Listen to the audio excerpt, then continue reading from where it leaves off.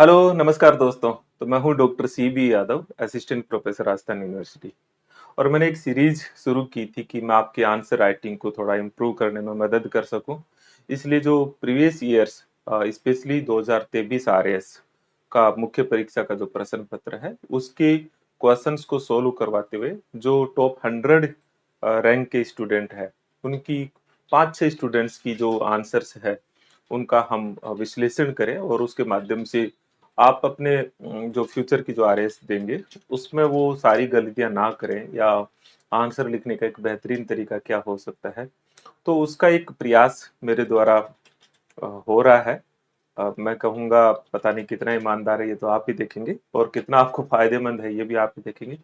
लेकिन इसी सीरीज में आज हम RAS 2023 का, जो कि 2024 में लगी थी, नहीं है, मेंस जो परीक्षा थी RAS 2023, उसका क्वेश्चन नंबर 23 जो कि पार्ट बी में पब्लिक एडमिनिस्ट्रेशन वाले सेगमेंट में है, उसका 5 नंबर का 5 अंकों का ये क्वेश्चन है, उसको हम सोल्व कर रहे हैं। पहले हम सवाल है उसका विश्लेषण करेंगे कि ये जो सवाल है बहुत सिंपल सा सवाल है। सवाल क्या है? डिस्क्राइब द ड्यूटीज, इंपॉर्टेंट चीज है, describe the duties of chief minister as mention in constitution. ध्यान देना, ये हमेशा सवाल को अंग्रेजी में ही पढ़ना चाहिए, उससे सही कनेक्ट कर पाते हो आप कि आखिर पूछना क्या चाहता है।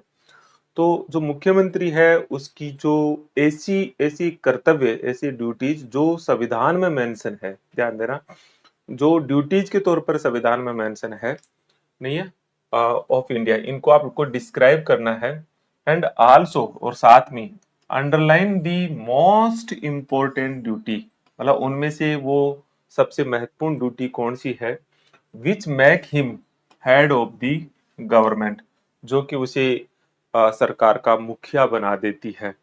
हिंदी में भी शायद इसी तरह से इसका भाव लिखा होगा कि भारत के संविधान में वर्णित मुख्यमंत्री के कर्तव्यों का वर्णन कीजिए, मतलब पहला पार्ट हो गया। तथा उस प्रमुख कर्तव्य का, ये प्रमुख कर्तव्य कौन सा है एक ही बताना है, नहीं है, कर्तव्यों नहीं लिखा, कर्तव्य का को रेखांकित कीजिए जो उसे शासन का मुखिया बनाता है। तो मुझे लगता है कि ये सवाल पब्लिक एडमिनिस्ट्रेशन में पूछा है, पॉलिटी में भी पढ़ते हो, मुख्यमंत्री से संबंधित है। जैसे सवाल देख रहे होंगे आपको लगा होगा कि बहुत इजी सा सवाल है, कोई ऐसा खास है नहीं। लेकिन जो टॉप 100 स्टूडेंट्स की कुछ कॉपियों को हम ले रहे हैं, उनमें कुछ देखते हैं हम, नाम और उनकी रैंक को हाइड कर रखा है। लेकिन एक जो ये शायद 9वीं 10वीं रैंक का स्टूडेंट है जिसके 2.5 मार्क्स आए हैं, ठीक है, इसके आंसर्स को देखेंगे। इसके साथ ही फिर एक दूसरा स्टूडेंट है जिसके भी 2.5 मार्क्स है, फिर एक तीसरा स्टूडेंट है, इसके भी 2.5 नंबर है, एक चौथा स्टूडेंट है, इसके भी 2.5 नंबर है, 2.5 नंबर है, और एक पांचवा स्टूडेंट इंग्लिश मीडियम का, उसके भी 2.5 नंबर है। मतलब सभी के अंक बराबरी है। तो ये चूंकि अब मैंने लेने से पहले अगर मैं और कॉपियां देखता तो कुछ ज्यादा ऊपर नीचे वाली देखता, लेकिन चूंकि अब क्लास शुरू हो गई तो इनको एनालिसिस करते हैं, क्योंकि इनके सबके आंसर तो एक नहीं होंगे। तो इन्हें हम देखते हैं, लेकिन इनके आंसर्स को एनालिसिस आप तभी कर सकते हो, किसी के भी आंसर को, जब आप इसका आंसर पहले खुद बेहतर तरीके से समझ लें। तो सबसे पहले मैं इस क्वेश्चन को एनालिसिस करता हूँ, फिर उसके आंसर के क्या क्या डायमेंशन हो सकते हैं जो मतलब उसकी डिमांड को फुलफिल करे, क्योंकि सबसे अच्छा उत्तर वो होता है जो क्वेश्चंस की डिमांड को फुलफिल कर देता है। बस सिंपल 50 शब्दों में तो कुछ भूमिका और निष्कर्ष की कोई गुंजाइश ही नहीं रहती है। तो इस सवाल के पार्ट क्या है, तो इस सवाल को अगर हम देखते हैं तो बहुत सिंपल तरीके से दो भागों में ये सवाल है। पहला यह है कि जो कॉन्स्टिट्यूशन के भीतर मुख्यमंत्री की ड्यूटीज मेंशन है वो बता दीजिए, और दूसरा यह है कि उनमें से जो सबसे प्रमुख ड्यूटी वो कौन सी है और कैसे उसको सरकार का मुखिया बना देती है। अब चूंकि ये 5 अंक का है, इसलिए सवाल का आधा हिस्सा या तो ऐसा कर दे कि ढाई ढाई हो जाए। मुझे लगता है ऐसा न करके इसका विभाजन ऐसा हुआ होगा, बाकी तो आरपीएससी करती है। 3 मतलब क्वेश्चन के फर्स्ट पार्ट के 3 या 3.5, है ना, 3 भी हो सकते हैं या 3.5 अंक हो सकते हैं, और जो सेकंड पार्ट है उसके 2 या 1.5 अंक कर सकते हैं। तो इस तरह से किया होगा। हो सकता है ढाई ढाई अंक भी कर दें, लेकिन मेरी समझ यह है कि 3+2 का डिवीजन शायद आरपीएससी जब इस क्वेश्चन पे बैठी होगी चर्चा के लिए तो ऐसा किया होगा। तो इसमें पहला है कि कौन से कर्तव्य हैं। तो मुख्यमंत्री के कर्तव्य, जनरली स्टूडेंट मुझे पता है कि प्रधानमंत्री और राष्ट्रपति ये तो अच्छे से पढ़ते हैं, लेकिन राज्यपाल और मुख्यमंत्री है, उन्हें वो उससे तुलना करते हुए जनरलाइज कर देते हैं। अच्छा, उन्हें पता भी होता है तो पर्टिकुलर आर्टिकल जो है उसको ज्यादा नहीं पता रहता है। तो पहले हम प्रधानमंत्री, जो आपको याद है ज्यादातर विद्यार्थियों को, उस पे मैं आता हूँ। तो एक आर्टिकल है प्राइम मिनिस्टर के बारे में जो उसकी ड्यूटीज को बताता है, जिसमें लिखा है प्रधानमंत्री के कर्तव्य, और उसी के पैरेलल मुख्यमंत्री के कर्तव्य एक आर्टिकल है, और वो आर्टिकल है 78। ध्यान देना, सिर्फ एक अनुच्छेद है जो प्रधानमंत्री के उसको बताता है, पीएम को, और वो आर्टिकल है आर्टिकल 78। कभी कभी मुख्यमंत्री के लिए आर्टिकल नहीं पता रहता है। मेरी क्लास जो भी स्टूडेंट लिए हैं, मैं इसका कंपेरेटिव ही साथ साथ बताता हूँ, और आर्टिकल 110 तक, मतलब यहाँ तक 89 जोड़ देते हैं तो संबंधित राज्य का आर्टिकल आ जाता है। मतलब आर्टिकल 78 में 89 जोड़ देते हैं। तो अगर पता नहीं हो तो ये जो मैं थोड़ा ट्रिक बताता हूँ उसके माध्यम से पर्टिकुलर ये आर्टिकल पता चल जाता है कि मुख्यमंत्री के लिए जो आर्टिकल है वो जिसमें ड्यूटीज का उल्लेख है वो है अनुच्छेद 167। और भी अनुच्छेद है, जैसे उधर आर्टिकल 75 भी है, तो इधर आर्टिकल जो है 164, 163 और 164, जहां वो काउंसिल ऑफ मिनिस्टर की तरफ से जो है एक तरह से एडवाइस करता है। और एक काम और है जहां वह मंत्री परिषद की मतलब मंत्रियों की सिफारिश करता है राज्यपाल को, और उनको हटाने की भी सिफारिश कर सकता है। अब उसमें पूछा क्या गया है, मतलब चूंकि अनुच्छेद 167 में भी है, आर्टिकल 163 में भी है, आर्टिकल 164 में भी है, तो किसको ले। तो बहुत क्लियरली इसमें लिखा है कि जो कॉन्स्टिट्यूशन के भीतर मेंशन है ड्यूटीज, मतलब तो वो तो एक ही आर्टिकल में है। आर्टिकल 167 में जो मेंशन है उन ड्यूटीज को लिखना है, और उनमें से फिर एक ड्यूटी जो सबसे प्रमुख ड्यूटी आप मानते हैं, जो उसे हेड ऑफ द गवर्नमेंट बना देती है, वो कौन सी है और कैसे बना देती है, ये आपको बताना है। मुझे लगता है वो सिंपल सा है। सभी स्टूडेंट्स सोच रहे होंगे कि आराम से 4 नंबर 4.5 नंबर तो आ ही जाने चाहिए, मुझे इतने से ज्यादा क्या है, सीधा सीधा लिखा हुआ है, हर स्टूडेंट को आता भी होगा। हाँ, कंफ्यूजन ये हो सकता है इसमें कि आप आर्टिकल 167 लिखे या 164 लिखे, ये कंफ्यूजन जरूर है, 163 और 164, क्योंकि इसमें जरूर थोड़ा कि इसमें भी है, लेकिन जिसने संविधान बेर एक्ट से पढ़ रखा है उसमें उसे पता होगा कि ये ड्यूटी शब्द केवल एक आर्टिकल में है। तो निश्चित तौर पर ही आर्टिकल 167 की जो 3 ड्यूटीज मुख्यमंत्री की दी गई है वो लिखनी है, और अगर जरूरत थोड़ी बहुत स्पेस रहे तो वो भी बता सकते हैं, जहां मंत्रियों की नियुक्तियों की सिफारिश और हटाने की सिफारिश करता है। अगर वो नहीं भी लिखते हैं तो कोई खास फर्क नहीं पड़ता है, लेकिन चूंकि 50 शब्दों में गुंजाइश ही नहीं है, इसलिए उनका कोई खास स्पेस नहीं है। लेकिन अगर वो लिख देते हैं तो वो गलत नहीं है। लेकिन एक दूसरी चुनौती यह है कि जो आर्टिकल 167 है उसमें जो 3 ड्यूटीज बताई गई है सीएम की, वो बहुत इंपॉर्टेंट है कि वो क्या बताई गई है। तो शब्द से आप जरूर जब इस क्वेश्चन को सोल्व कर रहे हो तो आप गूगल में जाइए और या बेरेक्ट लीजिए, आर्टिकल 167 पढ़िए। तो उसमें 3 बातें हैं। पहली बात यह है कि मुख्यमंत्री का ये कर्तव्य होगा कि वह समय समय पर राज्य के प्रशासन संबंधी, राज्य की सरकार के प्रशासन संबंधी और मंत्री परिषद के विधायन संबंधी निर्णयों के बारे में राज्यपाल को अवगत करवाएं। ये पहली ड्यूटी है। दूसरी ड्यूटी है कि अगर गवर्नर ये अपेक्षा करे कि मुझे ये सूचना चाहिए किसकी, राज्य के प्रशासन और विधायन संबंधी, तो उन सूचनाओं को वो अवगत करवाएं। और तीसरी ड्यूटी है कि ऐसा कोई निर्णय जो किसी मंत्री ने इंडिविजुअल लेवल पर ले लिया है लेकिन मंत्री परिषद में नहीं रखा है, तो अगर राज्यपाल निर्देशित करे मुख्यमंत्री को कि इसको मंत्री परिषद में रखवाएं, तो उस निर्णय को वह मंत्री परिषद में रखवाएगा। ये 3 ड्यूटीज संविधान के भीतर दी हुई है। लेकिन जब आप इस आर्टिकल 167 को एज इट इज लिखने की कोशिश करेंगे तो मुझे लगता है कि ये तीनों ही ड्यूटी 50 शब्दों में नहीं आएगी। इसका मतलब है कि आपको इनका सार संक्षिप्त तौर पर लिखना पड़ेगा। तो एक तो ये 3 ड्यूटी, मतलब इससे भी ऐसे लिखना पड़ेगा, सही ऐसे होगा 167A 167B, अगर आप ऐसा लिखते हैं 167C, तो आपके आंसर में काफी दम बनता है कि ये 3 ड्यूटी इस तरह से बताई गई है। दूसरी चीज है, तो पहली चीज है कि वह मंत्रिपरिषद जो है, काउंसिल ऑफ मिनिस्टर, मंत्रिपरिषद और सरकार जो है या राज्य है, उनके प्रशासन, एडमिनिस्ट्रेशन और विधायन, मतलब जो भी कोई कानून है, विधायन, इनकी जानकारी वो गवर्नर को देगा।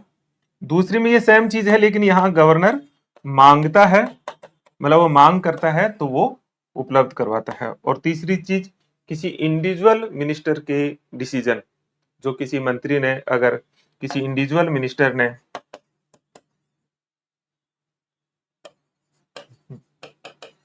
ने कोई डिसीजन ले लिया है, तो उस डिसीजन को अगर गवर्नर कहता है तो उसको काउंसिल ऑफ मिनिस्टर्स नहीं है, काउंसिल ऑफ मिनिस्टर में रखवाने का काम करेगा। तो मैं शॉर्ट में लिखा हूं ताकि मैं जल्दी जल्दी आपको बता दूं। एक चीज है, अब इसके साथ अगर आप आर्टिकल 164 भी जोड़ना चाहो तो गलत नहीं हो जाएगा अगर स्पेस है, लेकिन मुझे लगता नहीं कि स्पेस होगा। जहां वो है मंत्रियों की नियुक्ति की सिफारिश करता है, नियुक्ति नहीं करता, सिफारिश करता है, और हटाने की भी, मतलब दोनों चीज एक साथ लिख सकते हो, हटाने की भी सिफारिश करता है। लेकिन ये ड्यूटी नहीं है, ये ड्यूटी नहीं है, लेकिन ये लिख देते हो तो गलत नहीं होता। अब इन 3 ड्यूटीज में से कौन सी ड्यूटी वो है जो गवर्नर को, जो सबसे प्रमुख है, जो गवर्नर को हेड ऑफ द गवर्नमेंट बनाती है, मतलब इन 3 में से। अब ये जो लिखना है, इसके 3 मार्क्स हो जाएंगे या 2.5 मार्क्स हो जाएंगे, और इनमें से किसी एक को प्रमुख बताना और वो सही बताना, और वो क्यों है ये बताना, 2 नंबर या 2.5 नंबर इसके होंगे। तो इसमें से जो सबसे प्रमुख, देखिए, मैं आपको एक एक की बात करता हूं। किसी इंडिविजुअल मंत्री ने कोई निर्णय ले लिया है और उसे मंत्री परिषद में रखवाया जाता है गवर्नर के कहने पे, ये उसे हेड ऑफ द गवर्नमेंट बनाती है क्या? तो उसमें तो क्या ही हो गया, कोई एक मंत्री ने ले लिया, कहीं ऐसा तो नहीं है। दूसरा, अगर गवर्नर कोई डिमांड करता है सूचना की, वो सूचना देना क्या उसे हेड ऑफ द गवर्नमेंट बनाता है क्या? तो आप ही कह दोगे नहीं। लेकिन जो पहली वाली है, ये 167A वाली है, जिसमें वो एक है कि मंत्री परिषद की और सरकार के प्रशासन और विधायन संबंधी सूचनाएं वह राज्यपाल को समय समय पे उपलब्ध करवाएं। ये जो पार्ट है, ये पार्ट उसे हेड ऑफ द गवर्नमेंट बनाता है, क्योंकि ये एक मुखिया ही कर सकता है। और ये काम करने से वह काउंसिल ऑफ मिनिस्टर और गवर्नर के बीच में, मतलब आप देखेंगे कि मंत्री परिषद और सरकार के बीच में एक तरह से कॉन्स्टिट्यूशनल लिंक का काम, मतलब एक कड़ी का काम, एक कड़ी, दोनों को जोड़ने की कड़ी का काम करता है। और ये जोड़ने की कड़ी है, यही इसे सरकार का मुखिया के तौर पर प्रस्तुत कर देती है, क्योंकि ये काम सिर्फ वही, मतलब जो दोनों के बीच की कड़ी, मुखिया कौन होता है? जो दो के बीच में जो मध्यस्थ है बनता है। तो वो जो ड्यूटी है, वो ड्यूटी इसको एक तरह से मुखिया के तौर पर बना देती है। अब आपके किसी भी आंसर में ये 3 के बाद में इस प्रथम 167 ए का जो पहला पार्ट को सर्व प्रमुख बताते हुए बताना कि वह एक योजक कड़ी या एक कॉन्स्टिट्यूशनल कड़ी का काम करता है और ये उसे सरकार के मुखिया के तौर पर बना देती है, ये वाली बात। तो आंसर कैसे होगा? ये 3 पॉइंटों को आर्टिकल वाइज संक्षिप्त तौर पर लिखा जाए, जगह बचे तो ये भी लिख दीजिए, और उसमें फिर इसको सबसे प्रमुख बताते हुए अगर आप कॉन्स्टिट्यूशनल लिंक या एक कड़ी का काम बताते हैं कि ये एक दोनों को जोड़ती है इसलिए वह मुखिया है, तो ये दूसरा पार्ट। तो 2 भागों में आंसर आना चाहिए। एक कंफ्यूजन ये भी है कि देखिए, एक मुख्यमंत्री, आपको पता है कि ये सवाल क्यों पूछा है?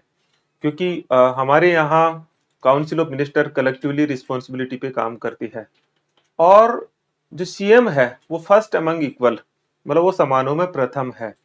और वो जो फर्स्ट है वो फर्स्ट और ज्यादा कैसे बन जाता है? एक तो ये, दूसरी जो खास चीज है जो उसे फर्स्ट बनाती है वो है कि कौन मंत्री बनेगा और कौन मंत्री नहीं रहेगा, और अपना खुद का त्याग पत्र देकर के वो संपूर्ण मंत्री परिषद को एक तरह से विघटन कर देता है। तो ये जो पावर है ये भी उसे फर्स्ट बनाता है। तो अगर आप इसके साथ साथ में वो जो दूसरा पार्ट अगर आप मेंशन कर देते हैं तो और भी ज्यादा आपका पावरफुल आंसर बन जाता है। लेकिन इस क्वेश्चन में सिर्फ यही डिमांड है, और इस डिमांड को भी आप पूरा करेंगे तो आराम से 5 में से 4.5 नंबर आ जाएंगे आपके। अब हम अलग अलग उत्तरों को देखेंगे और उनमें वो नंबर इतने क्यों आए उसको समझेंगे, तो मुझे लगता है कि आप बहुत अच्छे से एनालिसिस कर पाएंगे कि स्टूडेंट क्या गलती करते हैं इतने इजी क्वेश्चंस में भी। तो देखते हैं, ये एक आरएस सिलेक्टेड एस्पिरेंट्स है जो सिलेक्ट हो चुका है, जिसकी टॉप 100 में रैंक है। ये लिखते हैं कि इसका आंसर अनुच्छेद, ये लिखते हैं कि अनुच्छेद 167 पहले लिखा, मतलब सही लिखा। मुख्यमंत्री के कर्तव्यों का उल्लेख है, सही लिखा। राज्य के प्रशासन संबंधी और विधायी व कार्यकारी विनियों की सूचना राज्यपाल को देना, मुझे लगता है पूरा सही लिख दिया। राज्यपाल द्वारा मांगने पर राज्य के कार्यकारी और विधायी विनियों, अब ये शब्द ऐसा लगता है कि ये ओरिजिनल बेरेक्ट पड़ा हुआ है। विनियों की सूचना राज्यपाल को देना मांगने पे, ये भी बात बिल्कुल सही है। तो ये पॉइंट बिल्कुल सही है। आर्टिकल भी लिख दिया, ये भी लिख दिया, हालांकि सब आर्टिकल नहीं लिखे, कोई बात नहीं। यदि किसी प्रस्ताव पर मंत्रिपरिषद ने विचार नहीं किया किंतु एक मंत्री ने किया हो, मतलब निर्णय लेना लिखना था, कोई बात नहीं, और राज्यपाल के आग्रह पर उसे मंत्रिपरिषद के समक्ष रखना, ये भी बात बिल्कुल सही है। मतलब तीनों पॉइंट बिल्कुल सही लिखे हैं, आर्टिकल भी लिख दिया। कुल मिलाकर के ऊपर का जो 2.5 नंबर वाला काम तो हो गया है इसका।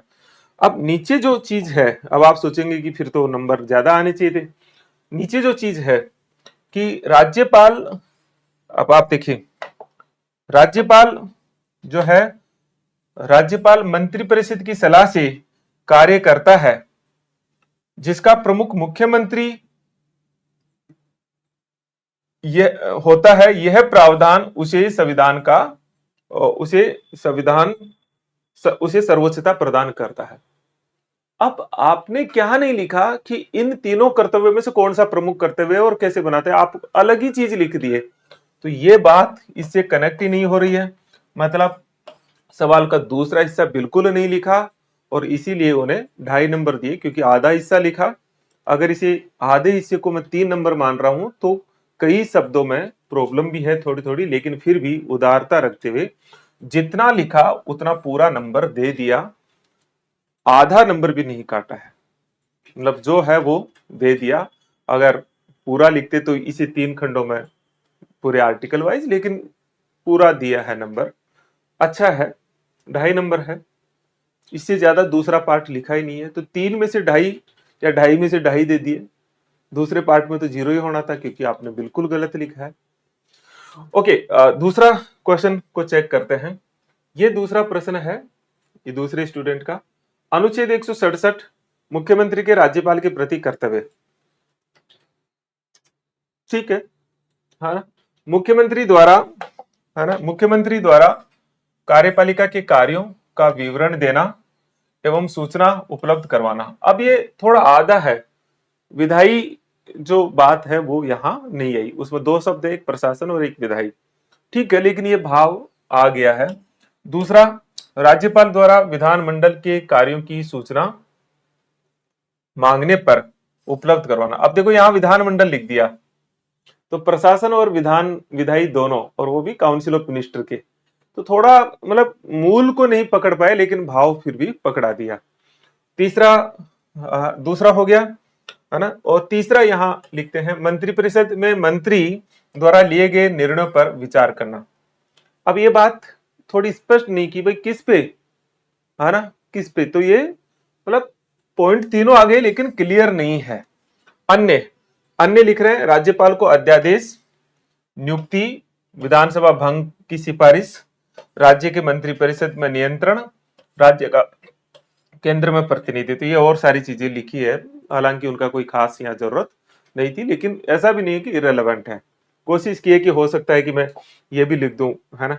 नीचे है कि शासन का मुखिया क्यों है, इसको वो हेडिंग जैसे कि डालना चाहिए, ऐसा बिल्कुल ऐसा ही करना था। कारण क्या लिखता है राज्यपाल, अब लिखता है या लिखती है ये मुझे पता नहीं है, लेकिन जो लिखा है, तो मैं पुरुष हूं तो पुरुषवाचक में बोल रहा हूं। राज्यपाल मंत्री परिषद एवं अन्य नियुक्तियां, है ना, राज्यपाल मंत्री परिषद एवं अन्य नियुक्तियां मुख्यमंत्री की सलाह से, है ना, और करता है, और इसीलिए वह मुख्यमंत्री प्रशासन का प्रमुख हो जाता है। तो ये जो बात तो ठीक है, लेकिन इन कर्तव्यों में नहीं लिखा। मैंने आपको बताया था कि ये भी पॉइंट साथ साथ में अगर आप बता देते हैं तो गलत नहीं है। तो कुल मिला के हुआ क्या, तीन ड्यूटीज आपने सही से ही नहीं लिखी, लिखी लेकिन उनमें इंटरनल मिस्टेक्स है, कुछ अतिरिक्त चीज लिखी, और प्रमुख बनाने की बात इन तीन ड्यूटीज में से नहीं लिखी, कोई दूसरी लिखी जो सही तो है। तो कुल मिलाकर के आधा क्वेश्चन जो था वो सही है, लेकिन काफी हद तक ये वाली बात थोड़ी सी ठीक वैसे जोड़ दी है, इसलिए उन्होंने थोड़ा सा वजन यहां से मिलने से ऊपर वाले के 2 नंबर, इसका आधा नंबर मिलाकर के 2.5 नंबर दे दिए हैं। मुझे लगता है कि पर्याप्त नंबर है। ओके, नेक्स्ट लेते हैं कि चूंकि एक ही तरह से लिखे होंगे, देखो बहुत सारे अंतर आएंगे। ये एक और स्टूडेंट है जो लिखते हैं कि संसदीय व्यवस्था में मुख्यमंत्री राज्य का वास्तविक प्रमुख होता है। ठीक है, होता है, वो तो ये पूछा ही नहीं है कि होता है। अनुच्छेद 164, मुख्यमंत्री अन्य मंत्रियों का चयन करता है, हाँ करता है, और राज्यपाल द्वारा नियुक्ति है, मतलब वो नियुक्ति तो राज्यपाल करता है लेकिन सिफारिश करता है। इसके अलावा सामूहिक व व्यक्तित्व उत्तरदायित्व, व्यक्तिगत होता है, उत्तरदायित्व सुनिश्चित होता है। तो कुल मिलाकर ये कारण पहले बता रहा है, जो पिछले क्वेश्चन में लास्ट में बताया था कि ऐसे ऐसे वो मुखिया होता है। ठीक है, आर्टिकल 167 देते हैं कि आर्टिकल 167 का में जिक्र करते हैं, राज्यपाल को राज्य के प्रशासन और कानून संबंधी सूचना उपलब्ध करवाना, सही लिखा है। केवल एक पॉइंट आर्टिकल 163 में फिर ये यहां लिखते हैं, मतलब यार 3 पॉइंटों में से एक पॉइंट लिखा सिर्फ ये वाला। 8, राज्यपाल की विवेकाधीन शक्तियों के अतिरिक्त अन्य मामलों में मंत्रिपरिषद, ठीक है, मतलब जो विवेकाधीन के अलावा मंत्रिपरिषद की तरफ से जो भी काम करता है वो ये करता है, ठीक है, उनके प्रमुख के तौर पर। अनुच्छेद 163(2) की सलाह से कार्य करना, मतलब वो बता रहा है इस मंत्रिपरिषद का प्रमुख मुख्यमंत्री होता है। आर्टिकल 164 में वर्णित कर्तव्यों में मुख्यमंत्री शासन का मुखिया, इसके अलावा राज्यपाल को सत्र बुलाना, और एक तरह से उन्होंने राज्यपाल के जितने भी सॉरी मुख्यमंत्री के जितने भी अधिकार है या उनकी ड्यूटीज है उनको लिखने का प्रयास किया, और उसमें से सही चीज एक है, थोड़ा प्रमुख बनाने में थोड़ी सी सही चीज ये है, बाकी थोड़ी थोड़ी चीजें है, और इसको 2.5 नंबर दिए हैं। मेरी राय है कि ये आंसर 2.5 डिजर्व नहीं करता है, ये आंसर 1.5 ही डिजर्व करता है, मैक्सिमम 2 डिजर्व करता है। लेकिन फिर भी चूंकि उसने सारी ड्यूटीज लिख दी है, थोड़ा सा प्रमुख क्यों है वो बता दिया है, तो जब इवेलुएट करते हुए थोड़ी उदारता दिखाते हुए इसे 2.5 दिया गया है, तो ठीक है, लेकिन ज्यादा है, ये मेरा ऑब्जर्वेशन है। कोई जरूरी नहीं कि मेरा ऑब्जर्वेशन सही हो, लेकिन आप भी चूंकि तैयारी कर रहे हैं, डूब के कर रहे हैं, तो मेरे ऑब्जर्वेशन पे आप जरूर ऑब्जर्वेशन कर सकते हो। और अगर मेरा ऑब्जर्वेशन सही है तो आपको लगता है कि हाँ, आप जरूर कमेंट भी कीजिए कि सही है। ओके, नेक्स्ट क्वेश्चन ले लेते हैं, और एक और क्वेश्चन लेते हैं, आंसर लेते हैं।